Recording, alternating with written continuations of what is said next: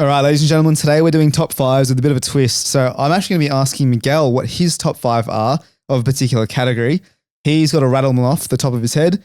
We're going to have to figure out, whether we agree. We're going to find some consensus here. Highly subjective. This is not top five richest people, right? This is highly subjective, and I want you at home to tell us if we're right or wrong. This is purely vibes based. So, Migs, give me your top five bubble tea orders.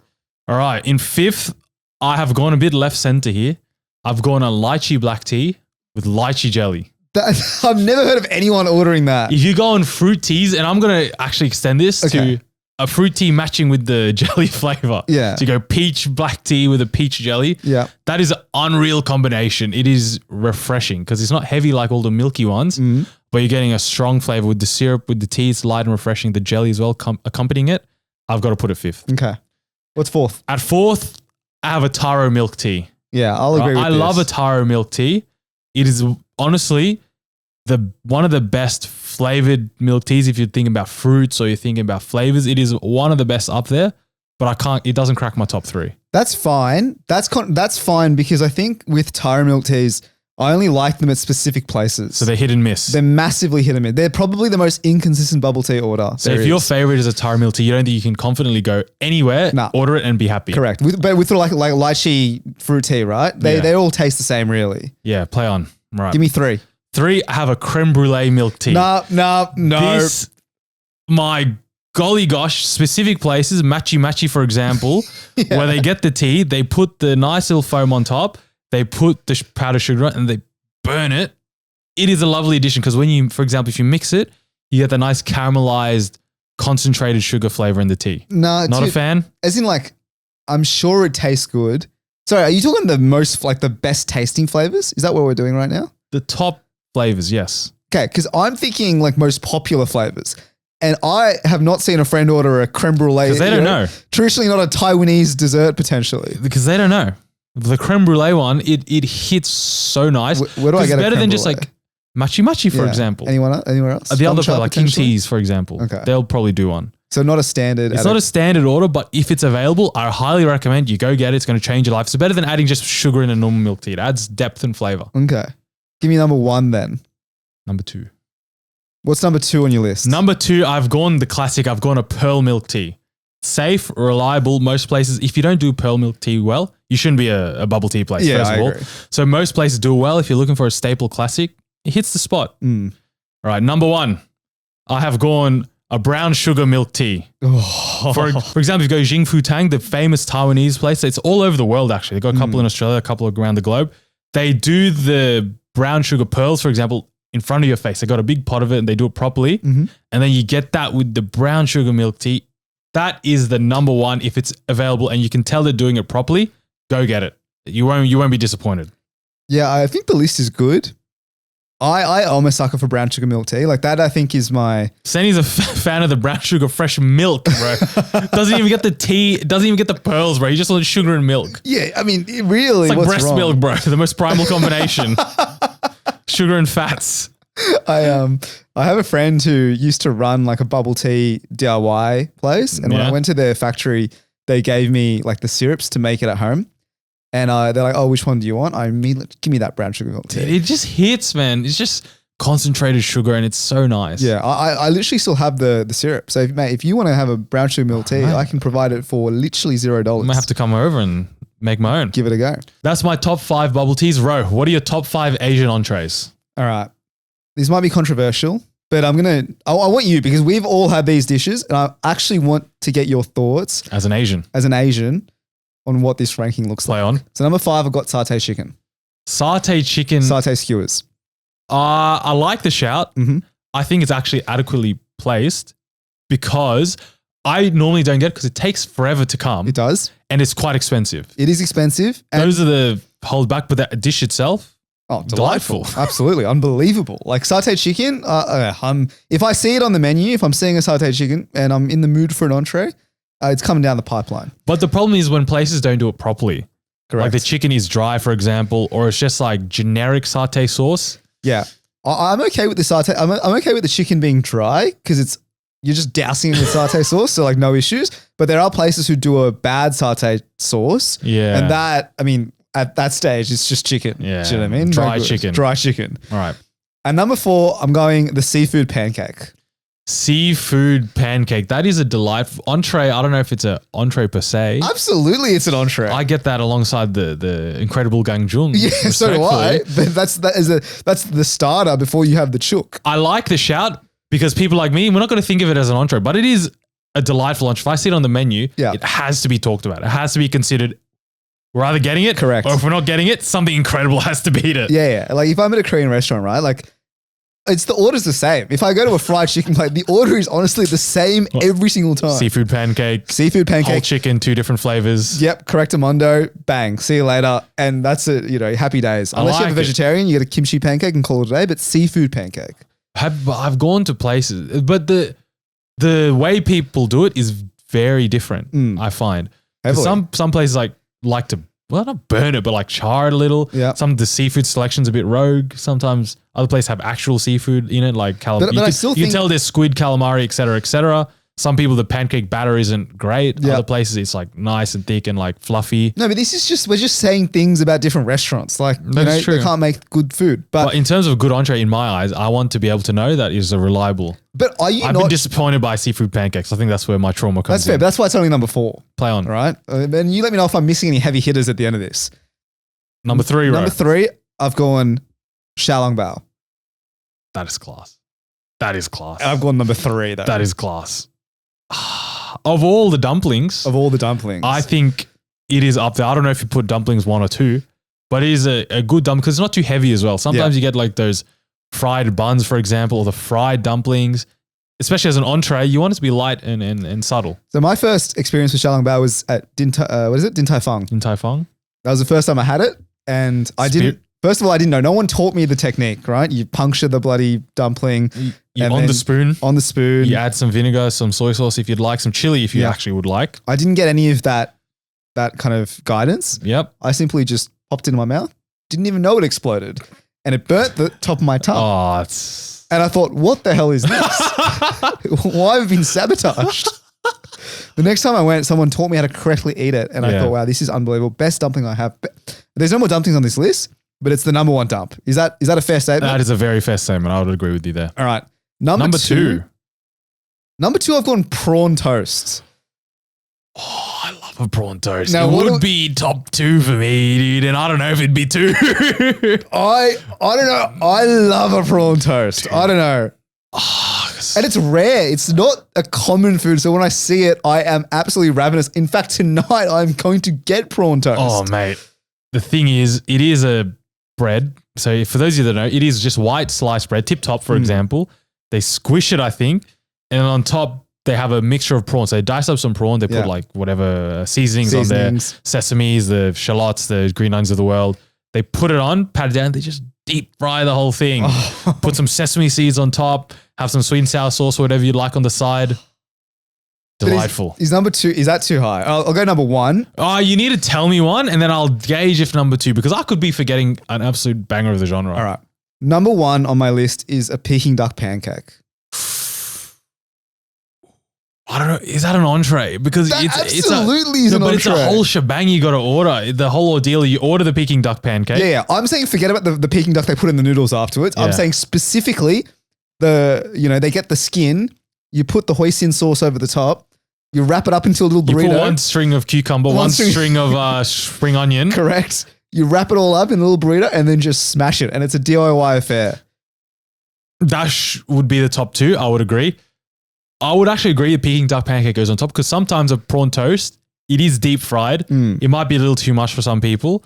Peking duck pancake, I feel like, is universal. Every time I have a Peking duck pancake, I feel like I've never had enough. I haven't had enough. I want another one.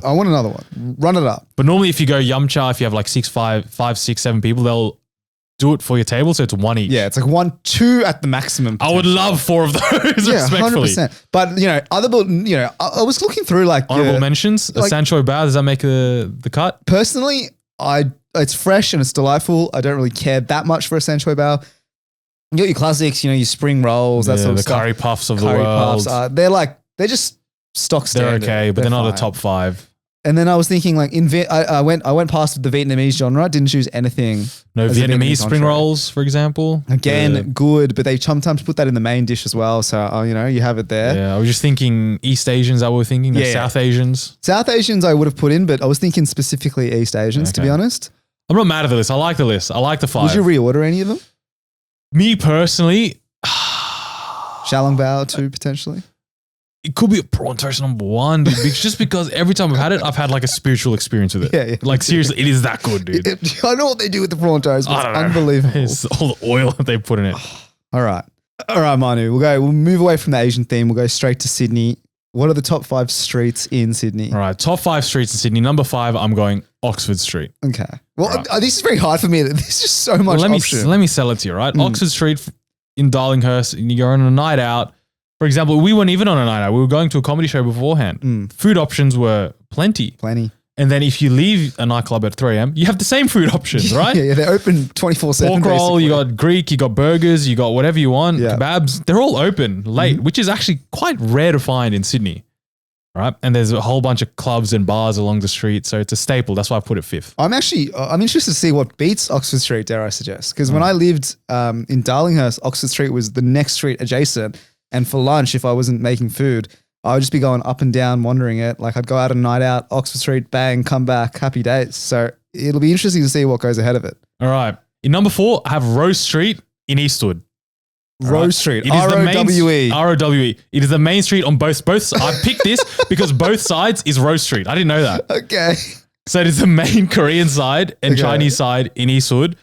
If you're not living in the city, this is one of the go-to places to eat on a weeknight. This is actually the most outrageous take of all time. If you want authentic Korean food, if you want authentic Chinese food, if you want, there might be some other ethnicities in there. There's not. There is not. But if you live in the 15, 20 kilometer radius, mate, this is where you go. Your Oztag, for example, everyone low-key goes here. Yeah. No, I'm familiar with the street. Exactly. Right? I know you're familiar. Every Tuesday night, we go out for dinner. If you want to see Sen and I in the wild, Tuesday night, on Rose Street, to be honest. If you want to do some grocery shopping, Asian grocery shopping, it's there.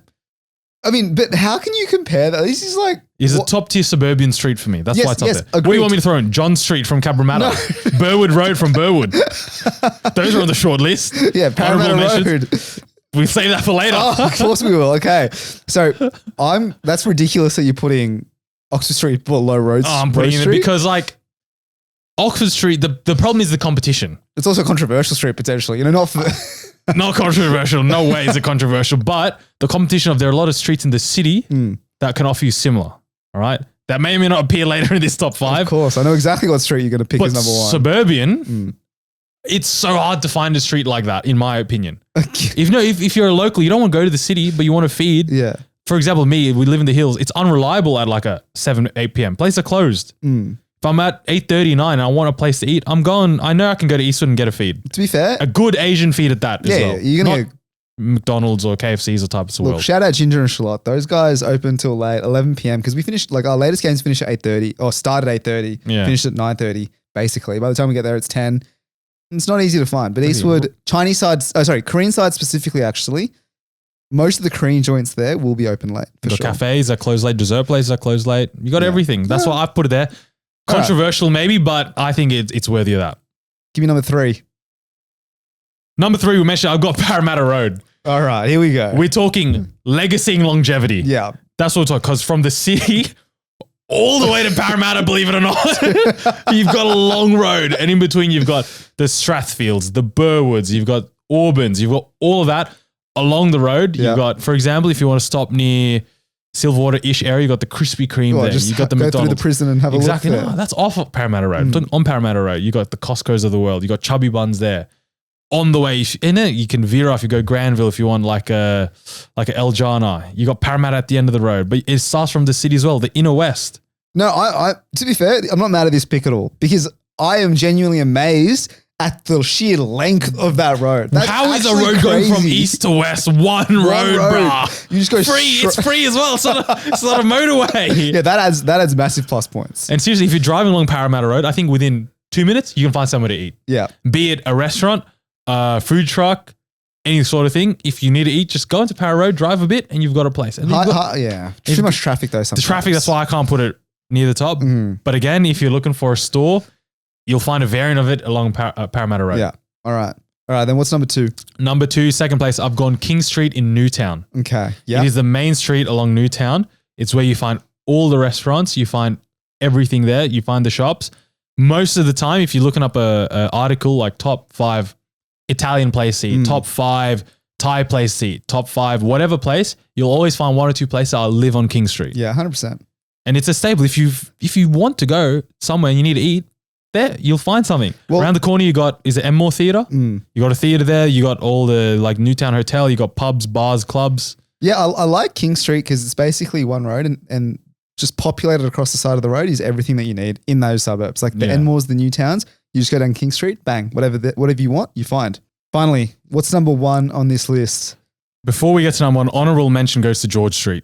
All right, my favorite street. I honestly thought that was going to be. It is not number 1. Town Hall to Central, you find something there night out. I have to shout out George Street. But number 1, I'm going Crown Street in Surrey Hills. It is the main street in Surrey Hills. And I talked about articles where you find top 5 restaurants. Yeah. If you look at number 1 of the list, most of the time it's going to be on Crown Street. It's where the Yochis, the Henriettas, it's a long street as well. Yeah, Crown Street's long. You find bars, pubs, restaurants, everything you need. And it's in the hub of Sydney as well, which gives it, for me, the number 1 spot. Yeah, it's kind of like the Rose Street bit in the city. Exactly. Really. It's like it's got the top rated restaurants, top rated cafes as well during the day. Yeah. Like, can't complain about Crown Street. Exactly. And you got some parks there if you want to kick back, relax, all that. For me, number 1. All right. Lucky last one for the day. What are your top 5 Sydney cafes? All right. In 5th place, I've got Pun Pun. Now you might be asking, what's Pun Pun? I am asking what's Pun Pun. Have you been to Sandoichi before? Yes. The Japanese sandwich place? Yes, I know. Yeah, of course. How good is that place? It's good. Does the job. Yeah. Pun Pun is that, just on steroids. Seriously. Yeah, their egg sambo or sando is honestly one of the best things I've ever tasted. So I've had an egg sando in 7-Eleven Tokyo. Yeah, no. And so have I. But I'd say smashes out the water. I honestly think, it does smash it out of the water. Wow. 100%. How's their coffee and everything else situation? Or is it sandwich specific? Well, these guys, I mean, they're Japanese, obviously. Yeah. I think I've gone a bit biased here. The coffee's fine. I don't do coffee, so I'm just here for the food and food alone. Because I feel like if these are top rated cafes, the coffee will be good. The coffee's obviously going to be good. But the sandwich is a very good addition. I like it. I would say. What's number 4, Ro? Number 4 is Soulmate in Newtown. So these, mate, I'm not going the classics of the genre. The classics will come. But number 4 is in Newtown. Sell me a dream, Ro. I'm going to sell you a dream. Soulmate, their bacon egg burger, breakfast burger, is unbelievable. They put the sunbowl on top of it, which makes it delightful. And they've got oat lattes on tap, which apparently slap. Let me say it again.